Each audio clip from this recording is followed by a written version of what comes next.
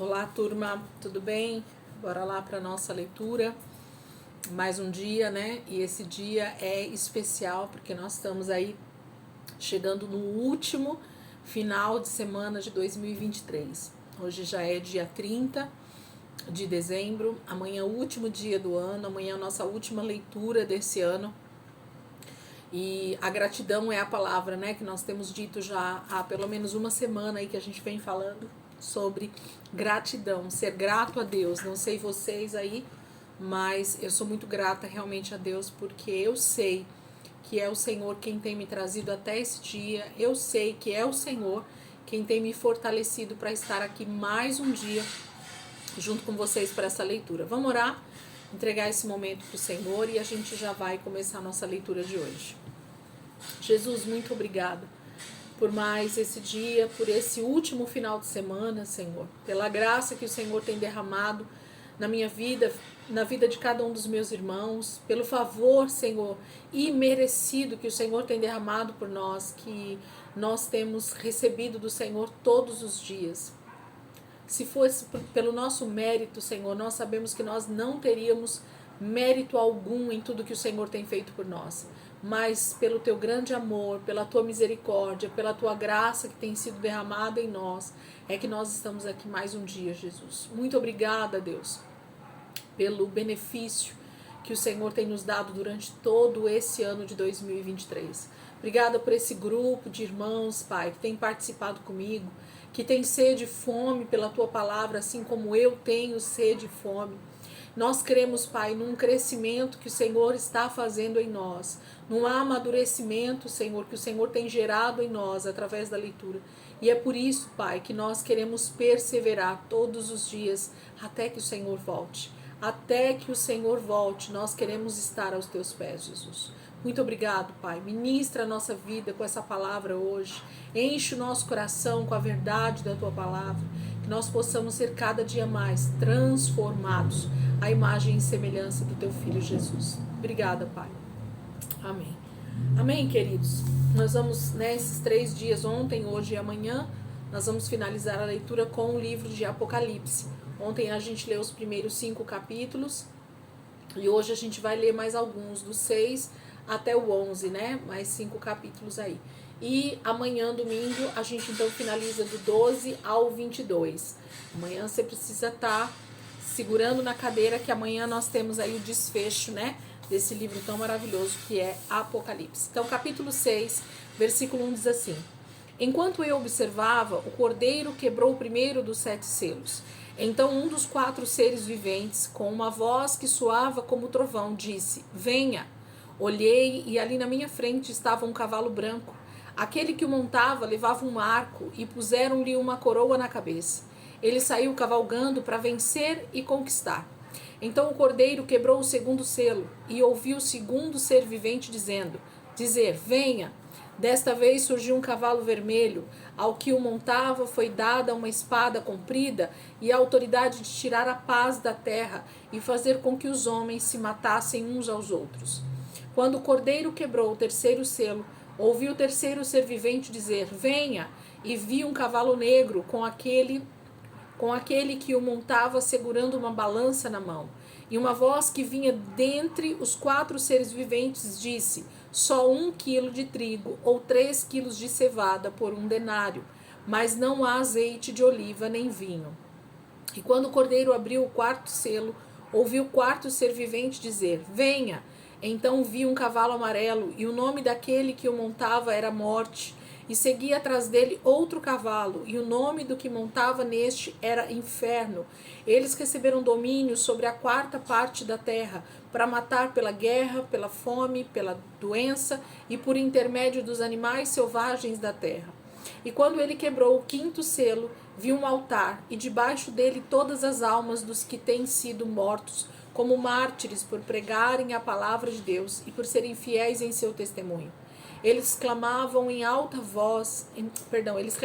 voz alta ao Senhor e diziam: Ó soberano Senhor, santo e verdadeiro, quanto tempo ainda vai passar antes que o Senhor julgue os povos da terra?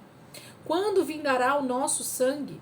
E foi entregue um manto branco a cada um deles e lhe disseram que descansasse mais um pouco, até que os outros irmãos deles, irmãos em Jesus, sofressem um martírio na terra e se unissem a eles. Eu estava contemplando quando ele quebrou o sexto selo, e houve um grande terremoto. O sol ficou escuro como pano negro, e a lua ficou da cor de sangue. Então parecia que as estrelas do céu estavam caindo sobre a terra, como figo verde das figueiras sacudidas por ventos fortes. E o céu estrelado desapareceu, como se tivesse sido enrolado, à maneira de um rolo de pergaminho, e tirado dali. E cada montanha e cada ilha foram removidas de seus lugares. Os reis da terra e os príncipes do mundo, os oficiais militares, os ricos, os poderosos, todos os homens grandes e pequenos, escravos e livres, escondiam-se nas cavernas e nas rochas das montanhas, e gritavam às montanhas e às rochas, suplicando: caiam em cima de nós e esconda-nos do rosto daquele que está sentado no trono e da ira do Cordeiro, porque o grande dia da ira do Cordeiro chegou, e quem pode sobreviver a ele? Então, o capítulo 6 fala daquele rolo que a gente viu ontem no capítulo 5, e que João chorou diante daquele que mostrava o rolo, mas não tinha ninguém que era digno de abrir. Mas o Cordeiro tomou aquele livro e disse: eu sou digno, né? Aliás, disseram que ele era digno, né? E ele então pôde tomar aquele livro e ele começa a desatar esses selos, ele começa a tirar esses selos desse grande pergaminho que estava escrito de um lado e do outro, né? Dos dois lados. E cada um desses selos que é tirado é liberado um cavalo, né? Uma cor de cavalo. E então anjos, os seres viventes, liberam esses cavalos para vir para a terra.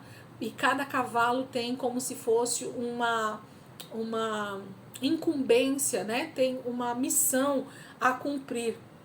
E desde o primeiro cavalo até o último, nós vemos então esse desenvolvimento desses desatar de cada um dos selos. Gente, tudo isso fala sobre a grande tribulação, sobre a volta de Jesus, o que acontecerá antes da volta de Jesus, é o desenvolvimento do que vai acontecer nesses últimos tempos. Nós não estamos ainda nesse momento dos 7 selos sendo desatados. Eu acredito que tudo isso vai acontecer de forma muito mais intensa, justamente na época da grande tribulação. Então a gente vai começar a ver realmente esse desenvolvimento desses selos que a palavra está dizendo. Capítulo 7.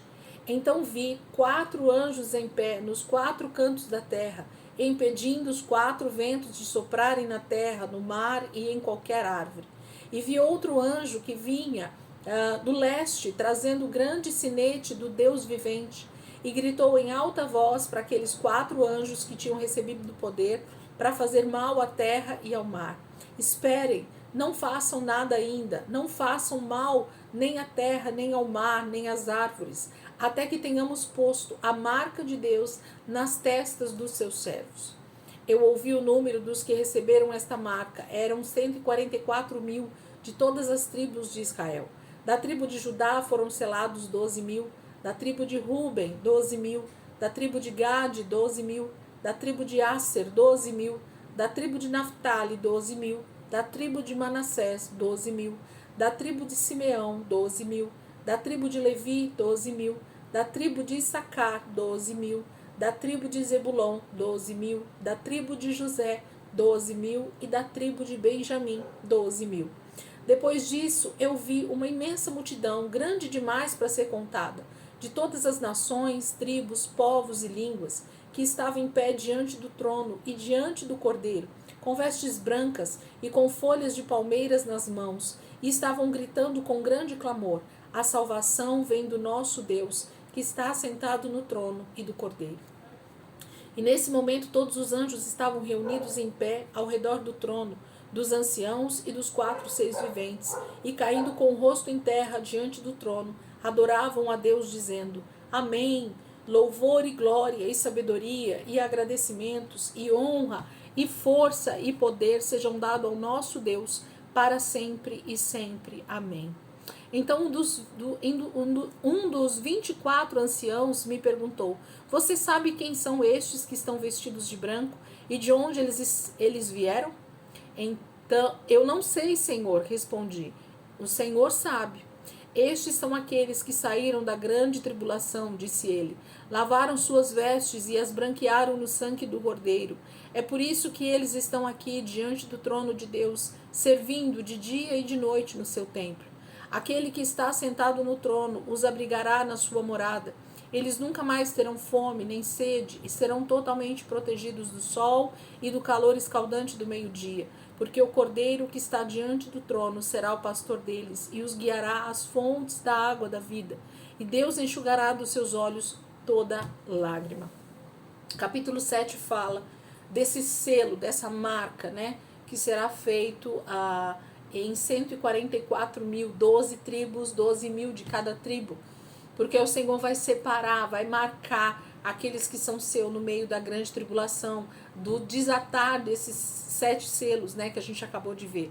Então, por isso que eu acredito que seja justamente na época, né, da grande tribulação, porque vai ser tão intenso, vai ser tão terrível, que os anjos vão marcar aqueles que são do Senhor, para que somente aqueles que não são do Senhor, aqueles que realmente decidirem usar a marca da besta, que a gente vai ver já já. Então eles serão vistos de forma muito clara, muito objetiva na terra, e a ira de Deus, né? Cada um desses cavalos vai ter então a autorização de ferir, de matar, né? De vir com a ira do Senhor sobre a terra. Capítulo 8. Quando o Cordeiro quebrou o 7º selo, houve silêncio no céu inteiro durante cerca de meia hora. E eu vi os 7 anjos que ficam diante de Deus, aos quais foram entregues 7 trombetas. Então veio outro anjo com um incensário de ouro e colocou-se junto do altar, e lhe deram uma grande quantidade de incenso, para que ele o misturasse com as orações do povo de Deus, para oferecer sobre o altar de ouro diante do trono. E das mãos do anjo subia para Deus o perfume do incenso, com as orações do povo de Deus. Nisso, o anjo encheu o incensário com fogo tirado do altar e o jogou sobre a terra, e houve trovões, vozes, relâmpagos e um terremoto. Então os 7 anjos, com as 7 trombetas, prepararam-se para tocá-las. O primeiro anjo tocou a sua trombeta, e foram jogados sobre a terra fogo e uma chuva de pedras, misturados com sangue. 1/3 parte da terra pegou fogo, de maneira que foi queimada 1/3 parte das árvores e toda a erva verde. Depois o segundo anjo tocou sua trombeta, e o que parecia uma enorme montanha em chamas foi jogado no mar, e 1/3 parte do mar ficou vermelha como sangue. Morreu 1/3 parte das criaturas do mar, e foi destruído 1/3 de todos os navios e barcos. O terceiro anjo tocou a sua trombeta, e uma grande estrela chamejante caiu do céu em cima de 1/3 parte dos rios e das fontes de água. A estrela foi chamada amargura, porque ela envenenou 1/3 parte de toda a água da terra, e morreu muita gente. O quarto anjo tocou a sua trombeta, e imediatamente 1/3 parte do sol, da lua e das estrelas foi ferida e escureceu. Deste modo, a luz do dia diminuiu em 1/3 parte, e a escuridão da noite cresceu. Enquanto eu estava contemplando, vi uma águia voando sozinha pelos céus, e gritava em alta voz: ai, ai, ai dos que moram na terra, por causa das terríveis coisas que brevemente acontecerão, quando os 3 anjos restantes tocarem suas trombetas. Capítulo 8, então, fala desses anjos que são liberados também com as suas trombetas. Eu acredito que são sequências realmente daquilo que vai acontecer para a volta de Jesus, né? Para a ira de Deus ser desenvolvida durante esse tempo do retorno de Jesus. Alguns acreditam que essa ira de Deus acontece depois já do arrebatamento. Então a gente crê que isso tudo vai acontecer ou antes ou depois da volta de Jesus, né? O capítulo 8. Capítulo 9. Nisso, o quinto anjo tocou a sua trombeta, e ouvi uma estrela que caiu do céu na terra, e foi-lhe entregue a chave do abismo insondável. Quando ela abriu o abismo, saiu fumaça como se fosse de uma imensa fornalha, e o sol e o céu ficaram escurecidos pela fumaça que saía do abismo.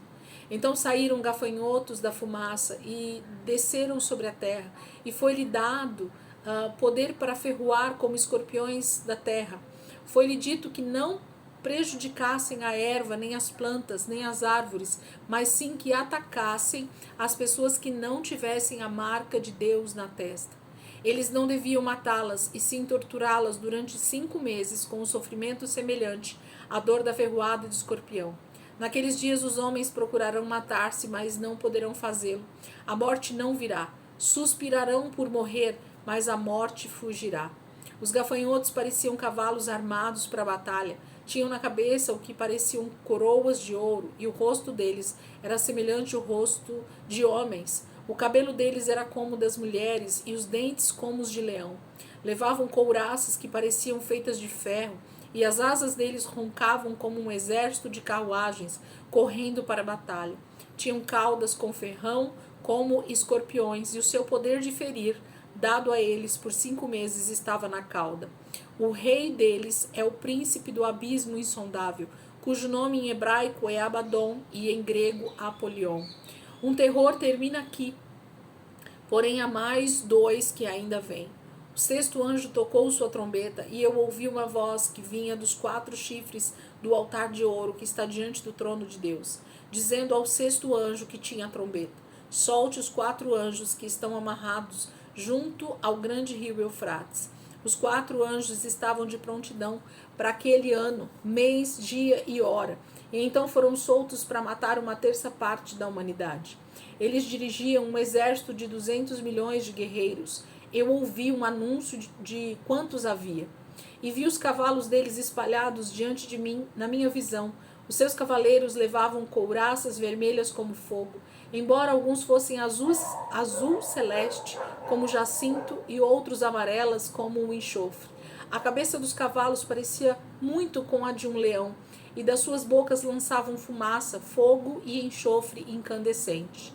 E mataram 1/3 parte da humanidade pelas 3 pragas, fogo, fumaça e enxofre, que saíam das suas bocas. O seu poder de matar não estava só na boca, mas também na cauda, porque suas caudas eram semelhantes à cabeça de serpentes, com as quais feriam as pessoas. Mas os homens que foram deixados vivos depois destas pragas ainda se recusaram a arrepender-se das obras das suas mãos. Não quiseram deixar o seu culto aos demônios, nem seus ídolos feitos de ouro, prata e bronze, pedra e madeira, ídolos que nem podem ver, nem ouvir, nem andar. Tampouco mudaram de opinião ou de atitude a respeito de todos os seus assassinatos e atos de feitiçaria, das suas imoralidades sexuais e dos seus roubos. Capítulo 9 fala do desatar de mais alguns, desses anjos que tocam trombetas e então liberam a ira de Deus sobre a terra, a ira de Deus sobre os inimigos de Deus, E a gente vai vendo esse desenvolvimento de tudo isso. Queridos, por que eu acredito realmente que tudo isso vai acontecer? Porque a palavra de Deus ela é tão fiel em tudo aquilo que ela fala, que não adianta a gente ficar achando que isso é história, que isso não vai acontecer literalmente, porque nós só estamos nos enganando, nós só estamos nos atrasando em entender aquilo que Deus tem para nós, e então nos posicionarmos como verdadeiros cristãos e entendermos que isso não será para nós se nós estivermos firmes e fiéis no Senhor, se nós estivermos buscando a nossa vida em santidade no Senhor.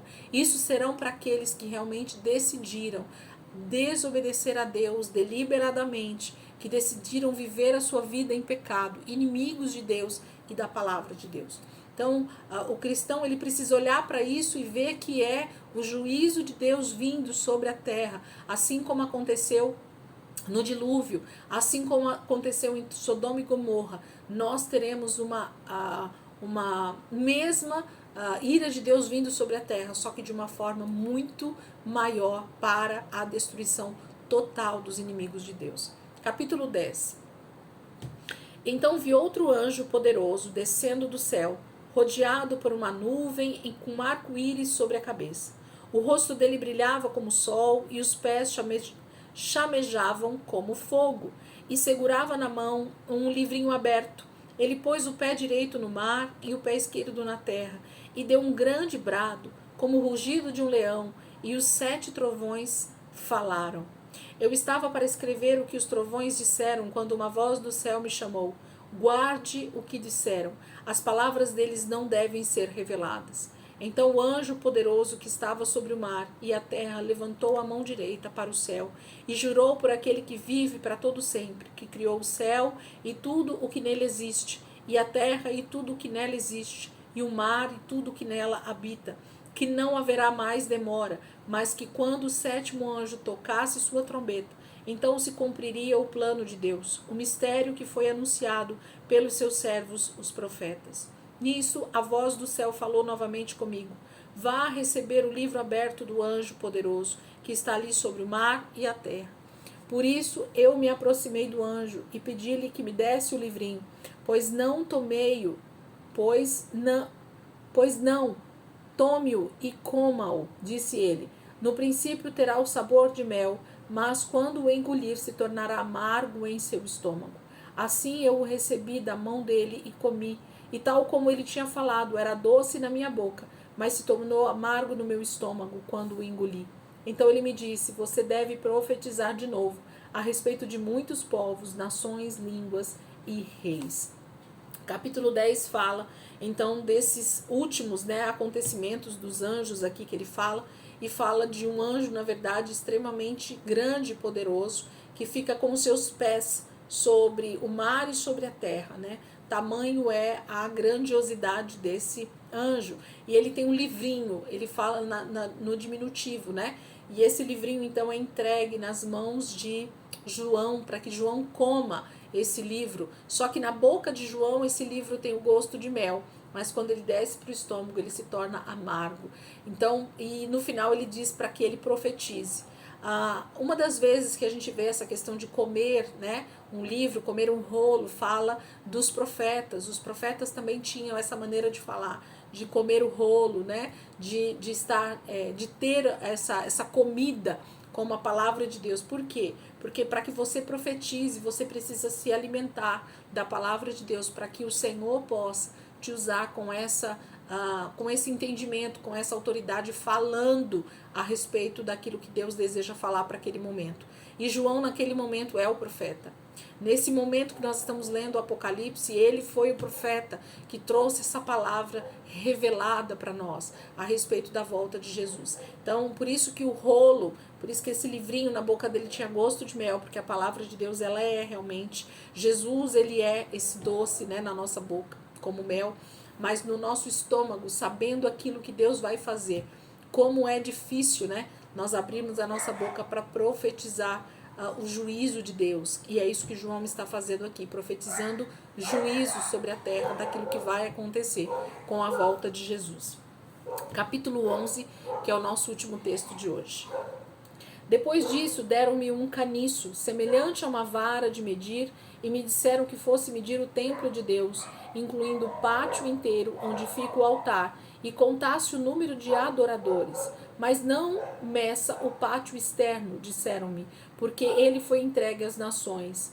Elas pisarão a cidade santa durante 42 meses, e eu darei poder às minhas 2 testemunhas para profetizarem 1260 dias, vestidas de pano de saco. Essas 2 testemunhas são as 2 oliveiras e os 2 castiçais colocados diante da terra.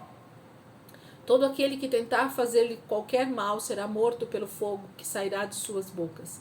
E assim deverá morrer qualquer pessoa que tenha a intenção de lhe causar dano. Esses homens têm poder de fechar os céus para que não caia a chuva durante o tempo que profetizarem, de transformar os rios e oceanos em sangue e de enviar sobre a terra todas as espécies de praga tantas vezes quanto eles quiserem. Quando completarem seu testemunho solene, a besta que sai do abismo insondável vai declarar guerra a eles. Ela irá vencê-los e matá-los, e os corpos deles ficarão expostos na rua principal da grande cidade, a cidade convenientemente descrita como Sodoma ou Egito, o mesmo lugar onde o Senhor foi crucificado. Durante 3 dias e meio, ninguém terá licença para sepultá-los, e gente de todos os povos, tribos, línguas e nações se amontoará em volta deles. e as pessoas em toda parte se alegrarão, trocarão presentes entre si e darão festas para comemorar a morte dos 2 profetas que tinham atormentado os que habitam na terra. Mas, depois de 3 dias e meio, o espírito de vida procedente de Deus entrou neles, e eles se levantaram, e caiu grande temor sobre aqueles que os viram. Então uma forte voz bradou do céu: subam aqui. E os 2 profetas subiram ao céu, numa nuvem, enquanto seus inimigos os contemplavam. Na mesma hora houve um violento terremoto, que arrasou 1/10 parte da cidade, deixou 7.000 mortos. Então cada um dos que foram deixados, com muito medo, deram glória ao Deus do céu.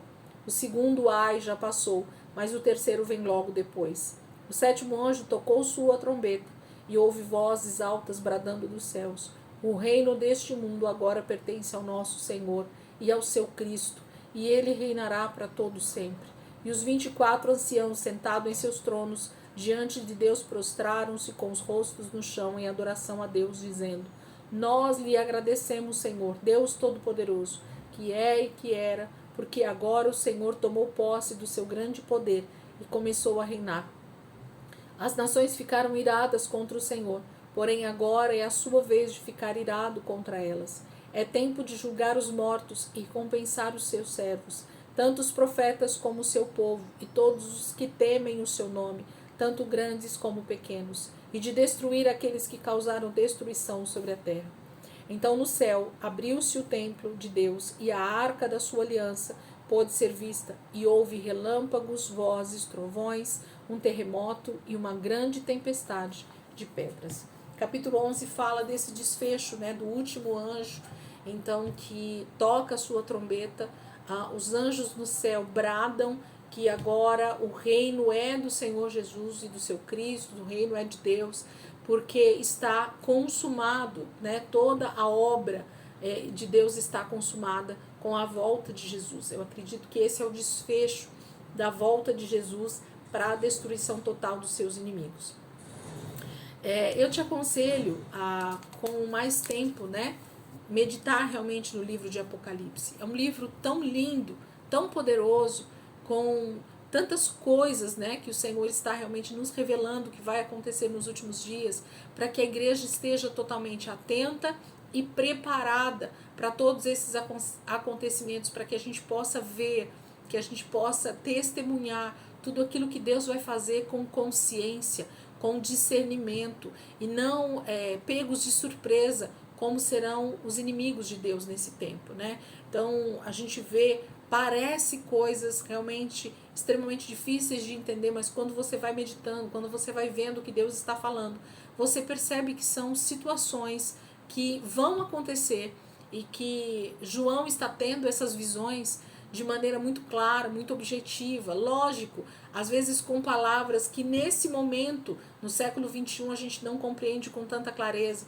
mas quando você vai para a própria palavra, você vai vendo essas tipologias sendo usadas, essas alegorias sendo usadas, as 2 testemunhas, fala muito do espírito de Elias, do espírito de Moisés, de como eles também foram arrebatados. Então, todas as coisas, elas se completam dentro da própria palavra de Deus. Não há nada, gente, dentro da palavra que o próprio Senhor não tenha deixado revelado para nós. Nós é que precisamos desejar essa revelação. Não algo extremamente sobrenatural, mas algo que com a meditação e com a leitura nós teremos esse discernimento. Por isso, a necessidade de orar, de ler, de meditar na palavra, de estudar a palavra, porque só assim a gente vai conseguindo, então, ter o discernimento daquilo que Deus escreveu, e nós não seremos confundidos, nós não seremos enganados, nós não seremos pegos de surpresa na volta de Jesus. Amém, queridos?